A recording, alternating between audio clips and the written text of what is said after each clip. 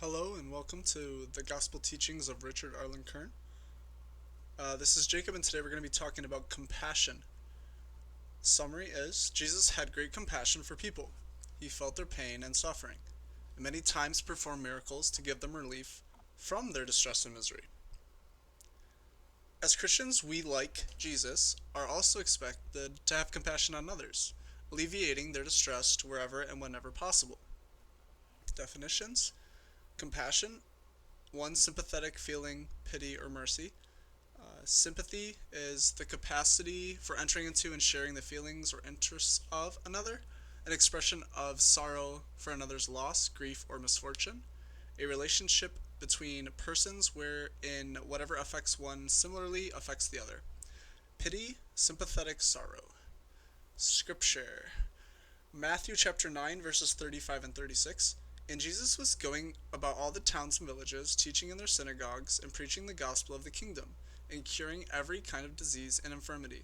But seeing the crowds, he was moved with compassion for them, because they were bewildered and dejected, like sheep without a shepherd. Matthew chapter 14, verse 14. And when he, or Jesus, landed, he saw a large crowd, and out of compassion for them, he cured their sick. Matthew 15, verse 32. Then Jesus called together his disciples and said, I have compassion on the crowd, for they have now been with me 3 days, and have nothing to eat, and I am unwilling to send them away fasting, lest they faint on the way. Matthew chapter 20, verses 29 through 34. And as they were leaving Jericho, a great crowd followed him, and behold, two blind men sitting by the wayside heard that Jesus was passing by, and cried out, saying, Lord, Son of David, have mercy on us. And the crowd angrily tried to silence them, but they cried out all the louder, saying, Lord, have mercy on us, Son of David. Then Jesus stopped and called them and said, What will you have me do for you? They said to him, Lord, that our eyes be opened. And Jesus, moved with compassion for them, touched their eyes, and at once they received their sight, and followed him. Mark chapter 1, verse 41. And a leper came to him, entreating him, and kneeling down he said, If you will, you can make me clean. And Jesus, having compassion on him, stretched forth his hand, and touched him, and said to him, I will, be you made clean. And when he had spoken, immediately the leprosy left him, and he was made clean. Luke chapter 7, verses 12 through 15. And as he drew near the gate of the town, behold, a dead man was being carried out, the only son of his mother, and she was a widow. And a large gathering from the town was with her. And the Lord, seeing her, had compassion on her, and said to her, Do not weep. And he went up and touched the stretcher, and the bearers stood still, and he said, Young man, I say to you, arise.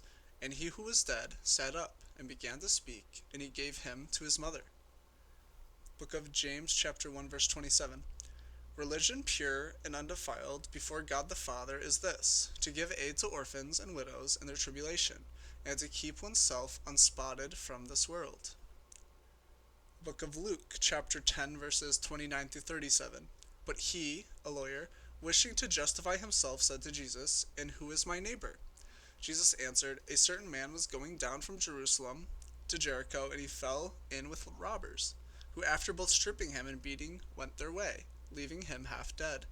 But as it happened, a certain priest was going down the same way, and when he saw him, he passed by. And likewise a Levite also, when he was near the place and saw him, passed by. But a certain Samaritan, as he journeyed, came upon him, and seeing him, was moved with compassion. And he went up with him, and bound up his wounds, pouring on oil and wine, and setting him on his own beast. He brought him to an inn, and took care of him. And the next day he took out 2 denarii, and gave them to the innkeeper, and said, Take care of him, and whatever more you spend, I on my way back will repay you. Which of these 3, in your opinion, proved himself neighbor to him who fell among the robbers? And he said, He who took pity on him. And Jesus said to him, Go, and do you also in like manner. The book of Luke, chapter 15, verses 10 through 24.